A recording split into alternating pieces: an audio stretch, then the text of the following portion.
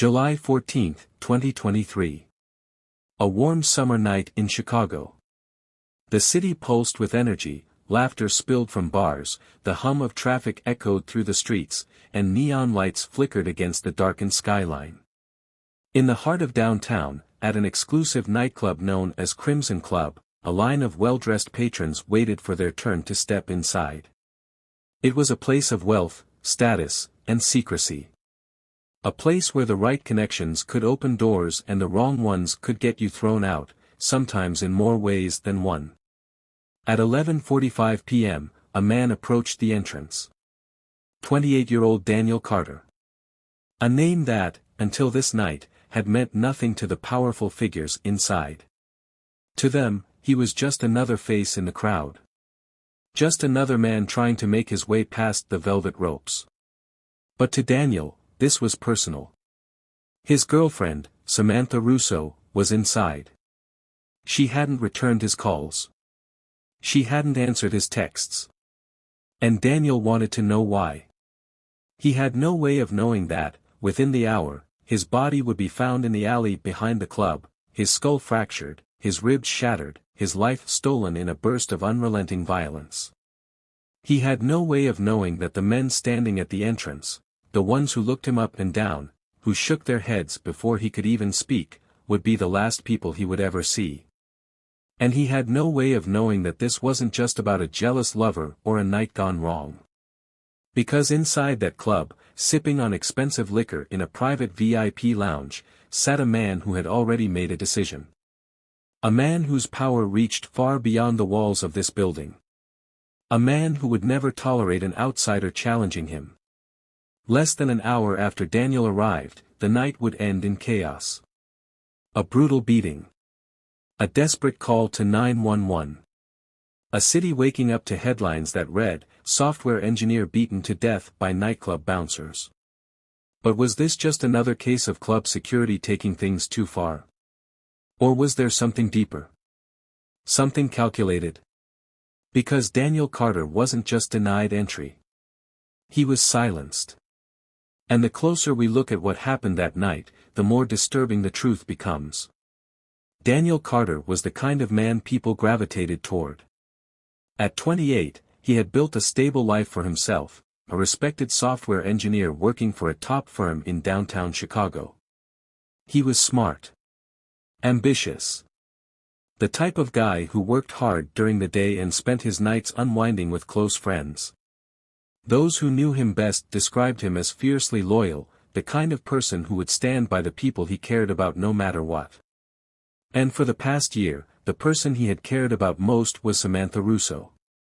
She was 25, a law student at Loyola University with a bright future ahead of her.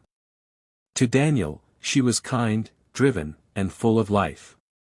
They met through mutual friends, quickly falling into an easy, passionate relationship. But while Daniel had spent the past year believing he had found the woman he might spend forever with, Samantha had been keeping a secret. One that would cost him his life. Because Samantha Russo wasn't just his girlfriend. She was also the mistress of Vito DeLuca, a 47-year-old businessman with deep ties to the Chicago underworld. To the outside world, DeLuca was a nightclub owner, a well-connected figure in the city's elite social circles. But those who really knew him, those who understood the way power worked in Chicago, knew better. DeLuca wasn't just another wealthy club owner. He was an enforcer. A man who handled problems in ways that never made the morning news.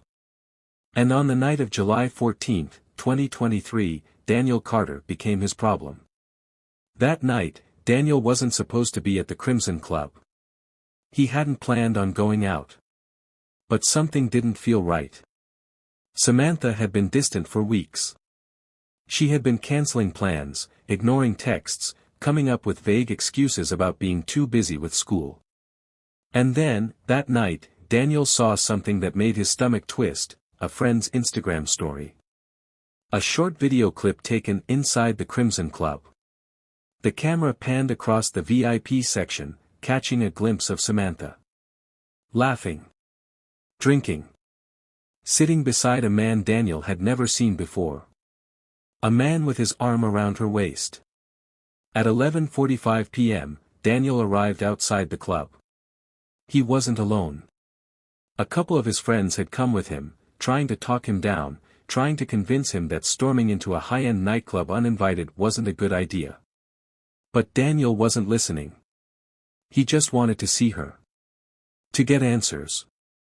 To understand why the woman he thought he loved was sitting in another man's lap. The Crimson Club was the kind of place that didn't let just anyone through its doors. It was exclusive. Private. The kind of club where money and power spoke louder than anything else. And Daniel Carter, dressed in jeans and a button-down, wasn't the kind of man they were letting in. He walked up to the entrance, trying to get past the bouncers. They were massive, two men, each well over 6 feet tall, dressed in black, their arms crossed over their chests. Daniel barely got a word out before one of them shook his head. "Not tonight," the bouncer said. Daniel insisted. He wasn't there to drink. He just needed to talk to someone inside. His girlfriend. But the bouncers weren't listening. One of them stepped forward, placing a heavy hand on Daniel's chest, pushing him back. His friends tried to pull him away, but Daniel was determined. He pulled out his phone, dialing Samantha's number. It rang. Once. Twice. Straight to voicemail. He tried again. This time, the call was declined. Inside the club, Samantha was in the VIP section. Music pounded, bass vibrating through the walls. She was sitting beside Vincent DeLuca, a bottle of champagne chilling on the table in front of them. When her phone lit up with Daniel's name, she hesitated. DeLuca saw it. His expression darkened. "Who's that?" he asked. Samantha swallowed hard. "No one." She silenced the call and slid the phone into her purse. Daniel was still outside, frustration boiling into anger. He wasn't going to leave. Not until she answered him. Not until she explained what was going on. What Daniel didn't realize was that, in that moment, a decision had already been made. Inside the club, Vincent DeLuca leaned toward one of his men, murmuring something into his ear. The man nodded and disappeared into the crowd. Minutes later, the bouncers at the front door got a call through their earpieces. A simple instruction. Handle it. What happened next would be fast. Brutal. And by the time the night was over, Daniel Carter would never go home again. Daniel Carter wasn't the kind of man to back down easily. He had always believed that if something didn't make sense, you pushed until you got the truth. That night, outside the Crimson Club, he was trying to do just that. But he wasn't just up against a couple of bouncers. He was standing at the gates of a world he didn't understand, a world where power wasn't questioned, where men like Vincent DeLuca didn't tolerate loose ends, and where a single moment of defiance could cost a man his life. Daniel's frustration boiled over. He stepped forward again, his voice raised, demanding to be let inside. "My girlfriend is in there," he said. "I just need to talk to her." Tony, the Bull, Romano, the club's head of security, barely glanced at him. He was 39 years old, built like a tank, with thick arms covered in faded tattoos. A man who had spent years working as muscle for people who didn't like to get their hands dirty. "You need to walk away," Romano said, his voice calm, deliberate. "Now." Daniel clenched his jaw. He pulled out his phone, calling Samantha again. Straight to voicemail. He tried again. And again. Inside the club, Samantha saw his name flash across her screen and let out a soft laugh. She showed it to DeLuca, who smirked and took a sip of his drink. Daniel didn't know it yet, but he wasn't just being refused entry. He was being watched. A few feet away, standing just inside the club's entrance, Marco Santoro and Luis Alvarez exchanged a look. Santoro was 36, a former amateur boxer with hands that had once been quick enough to make it to the pros. Alvarez was older, 41, a man whose reputation in the city's underground scene spoke for itself. He wasn't just a bouncer. He was an enforcer. A man who made problems disappear. Inside the club, Vincent DeLuca leaned in close to Samantha, his voice low. "This guy's getting on my nerves." She shrugged. "He'll leave." DeLuca held her gaze for a moment. Then he looked across the club, gave a small nod to one of his men. The message was clear. "Handle it." Outside, Tony Romano sighed, running a hand over his shaved head. "You don't get it, kid," he said, stepping forward. "You're done here." Daniel barely had time to react before he felt a heavy hand on his shoulder. Another on the back of his neck. And then, he was being dragged. It happened fast. Too fast for his friends to react. They tried to step in, but another bouncer blocked their way. Daniel struggled. "Hey! What the hell?" But his voice was cut off as he was yanked into the shadows of the alley behind the club. The music from inside pulsed through the walls, a deep, rhythmic bassline that masked the sounds of what happened next. There was no conversation. No second chances. The first punch came from Marco Santoro. A brutal right hook to Daniel's ribs that sent him crashing to his knees. Before he could even suck in a breath, a second blow landed, a knee to the stomach from Luis Alvarez. The wind was knocked out of him. He gasped, doubling over, but there was no time to recover. Tony Romano stepped forward. "You should have walked away." And then, the real beating began. Security footage from a nearby building would later show what happened next, though the footage was grainy, dark. 3 men surrounding one. Fists flying. Kicks landing. Daniel barely even fought back. He had no time. No chance. At 12:10 a.m., his head hit the pavement with a sickening crack. He stopped moving. And still, they didn't stop. A final kick. A last stomp. And then, silence. The 3 men stood over him for a moment, their breaths heavy, their fists bloodied. They didn't check for a pulse. Didn't call for help. They just walked away. Daniel's friends were still outside the club, growing uneasy. Minutes passed. They texted him. Called him. No answer. Meanwhile, inside the club, Samantha was taking photos, selfies, group shots, a boomerang of her champagne glass clinking against DeLuca's. The first 911 call came at 12:23 a.m. A passerby, walking through the alley, had seen the body. The voice on the emergency call was frantic. "There's a guy here, he's not moving, I think he's dead." By the time paramedics arrived, Daniel was barely clinging to life. His face was unrecognizable, swollen and bloodied. His pulse was weak. He was rushed to Northwestern Memorial Hospital, but the damage had been done. His skull was fractured. His brain was swelling. He never regained consciousness. At 3:47 a.m., Daniel Carter was pronounced dead. Samantha never went to the hospital that night. Instead, she went home. Hours later, at 10 a.m., she posted a picture to her Instagram story. It was taken inside the Crimson Club. A group shot. Her, smiling, surrounded by friends. In the background, Vincent DeLuca stood with a drink in his hand, watching. By then, the news had already started to spread. A man had been found beaten to death outside the Crimson Club. Police were investigating. What no one knew yet was whether Daniel's death had been the result of a moment of rage. Or an execution ordered by one of the most powerful men in Chicago's underworld.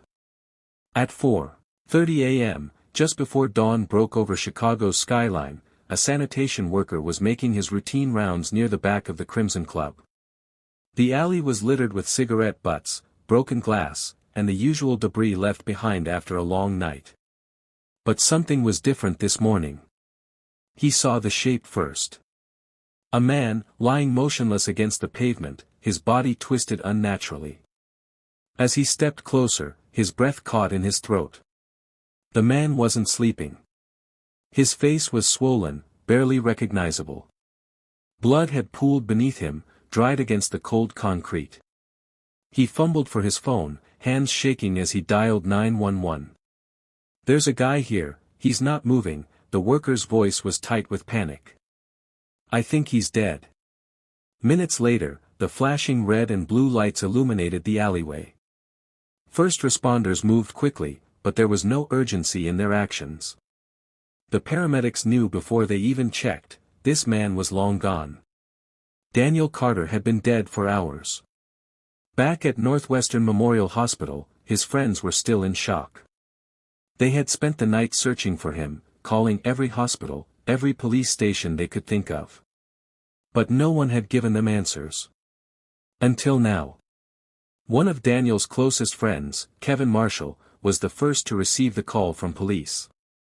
His voice cracked as he repeated the words back. "He's gone." The grief hit like a tidal wave. But grief quickly turned to anger. The police knew Daniel's death wasn't an accident. The wounds told the story, a brutal, merciless attack. His skull was fractured in multiple places. His ribs, shattered. The bruises on his face, his neck, his hands, this wasn't a simple fight. It was an execution. The question was, why? And who had given the order? Within hours, the Crimson Club was under scrutiny. Detectives arrived as the last of the club's cleaning crew was finishing their shift. The moment they walked through the doors, the music that had pulsed through the walls hours before now seemed like a distant memory. Tony, the Bull, Romano and Marco Santoro were the first to be questioned. Their story was simple. Daniel Carter was drunk. Aggressive. He tried to push his way inside, they claimed, becoming belligerent. They had no choice but to remove him. Things got out of hand. "He threw the first punch," Romano said, his arms crossed. "We had to defend ourselves." But there was a problem. Witnesses told a different story. Daniel had been calm. Frustrated, yes. Angry, maybe. But he hadn't been violent. He hadn't been swinging at anyone. And then, came the real break in the case. Jessica Myers was 27 years old. She had been working at the Crimson Club for 2 years. She knew how things worked, what happened behind those doors stayed behind those doors. But this time, it was different. She came forward voluntarily, hands gripping the edge of the table as she sat across from detectives. Her voice was low, hesitant, but steady. "I heard Vito talking to the bouncers," she admitted. "Right before they took that guy outside." The detectives leaned in. "What exactly did he say?" Jessica swallowed hard. She knew the weight of her words.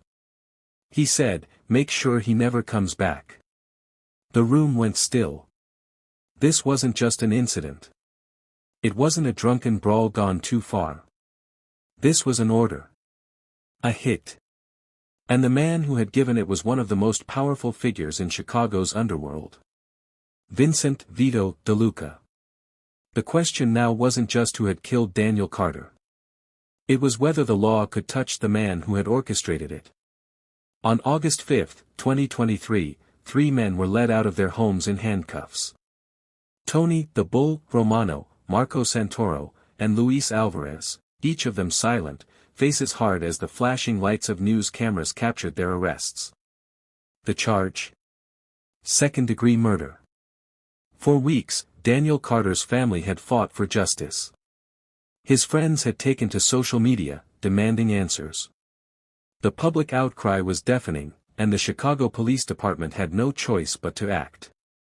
Yet, as the 3 bouncers were booked into the Cook County Jail, there was one name missing from the arrest reports. Vito DeLuca. The man who, according to witnesses, had given the order. The man who had sat in the VIP lounge that night, sipping a $3,000 bottle of whiskey, while Daniel Carter lay dying in a dark alley. But Vito wasn't in jail. Instead, he was at his lakefront mansion in Highland Park, miles away from the chaos, enjoying a private dinner with his closest associates. The message was clear. Some men are untouchable. A case built on fear. The trial of Tony Romano, Marco Santoro, and Luis Alvarez was set to begin in early 2024. Prosecutors painted a chilling picture: a young man, lured into an alley, brutally beaten, left to die. The defense argued otherwise. Their version of events was that Daniel had been drunk, aggressive, a threat. They claimed he had provoked the fight, forcing the bouncers to act in self-defense. But the autopsy told a different story. Daniel Carter had no alcohol in his system that night. No drugs. No evidence that he had thrown a single punch. His injuries were consistent with a one-sided attack, a systematic beating by multiple assailants. The jury sat in silence as the medical examiner detailed the trauma. The broken ribs. The fractured skull. The imprint of a boot on Daniel's torso, proof that, even as he lay motionless, the attack continued. Still, something was missing. A direct link to Vito DeLuca. The witness who vanished. Jessica Myers, the bartender who had come forward, was supposed to testify. She was the prosecution's key witness, the only person who could tie DeLuca to the crime. But on the day she was scheduled to take the stand, she was gone.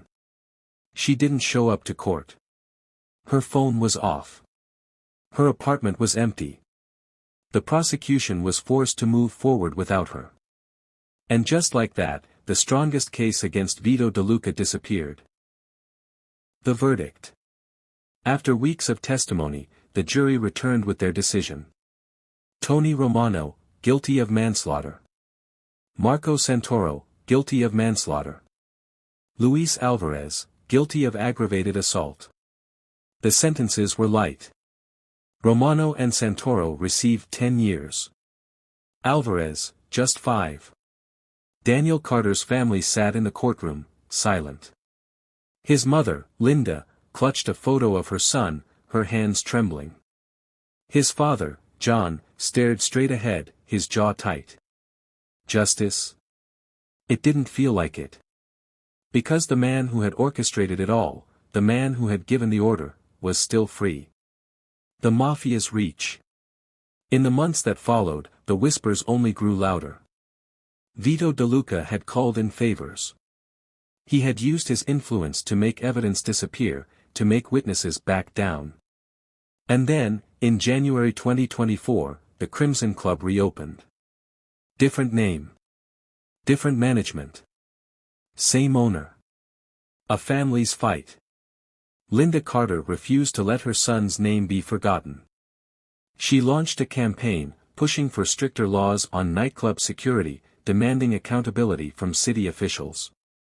She stood outside Chicago's City Hall, holding a sign that read, "Daniel deserves justice." Her husband, John, took a different approach. He accused the Chicago Police Department of corruption, claiming that Vito DeLuca had bought his way out of charges. But the reality was simple. In Chicago, men like Vito DeLuca didn't go to prison. They ran the city. And Daniel Carter had been just another casualty.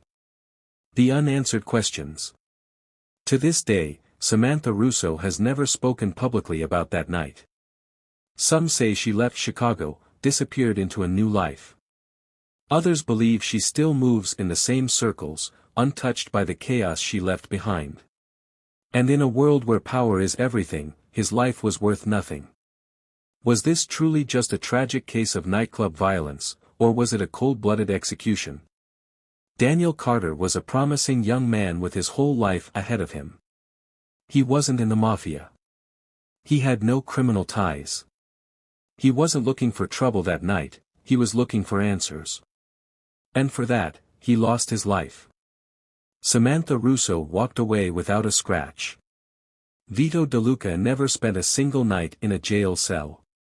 And the Crimson Club? It's back in business. So, we ask you, should Samantha Russo be held accountable? Do you think Vito DeLuca gave the order, or did the bouncers act on their own? And most importantly, if this had happened to someone powerful, someone with influence, would justice have been served? We want to hear your thoughts. Share your theories in the comments below. Was this a crime of passion, a power move, or something even deeper?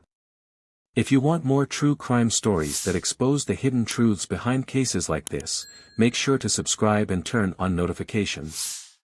Because every crime has a final truth, some just take longer to uncover.